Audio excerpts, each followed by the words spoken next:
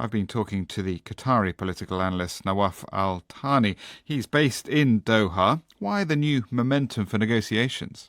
I think the past 48 hours have seen some of the hardest couple of days for the Netanyahu government with the idea of confirming killing of Israeli hostages. I think they've gone to the realization that negotiations rather than kinetic operations would secure Israeli lives much better. So this is coming from Israel, is it? This momentum this weekend? That would be my guess. Obviously, there haven't been an official explanation of, the proceedings until this point. That's the usual modus operandi of these negotiations in the past, and I think they will continue with that kind of lower tone and secrecy moving forward to ensure some form of success. At what stage are these talks at, do you think? A very early stage? I mean, is this going to be another long process? It only gets harder moving forward. It's not going to be as it was in the first round of negotiations. It's going to be harder.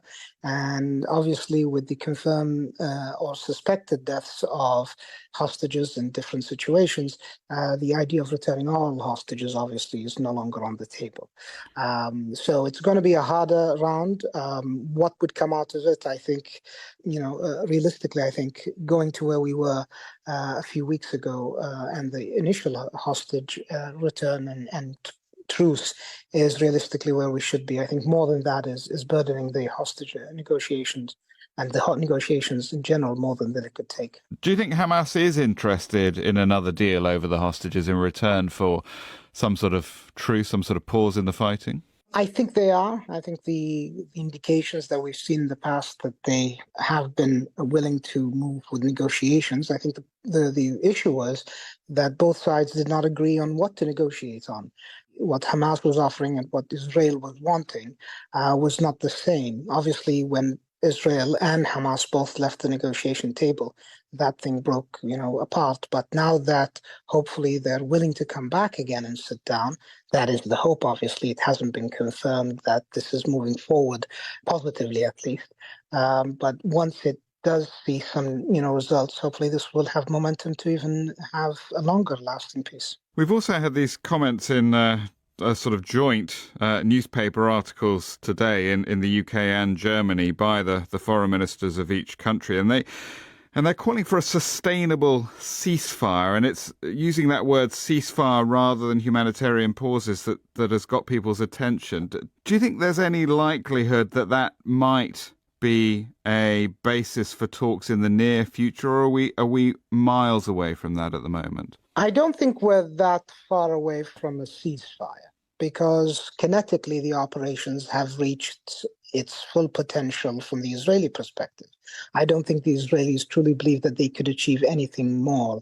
So a lasting ceasefire, capping the unfortunate deaths at around 20,000, saving the Israeli hostages, I think should be the paramount goal for the Israelis and the Hamas fighters and negotiators. And yet Israel has reiterated in the past few days that it won't end until Hamas is completely destroyed.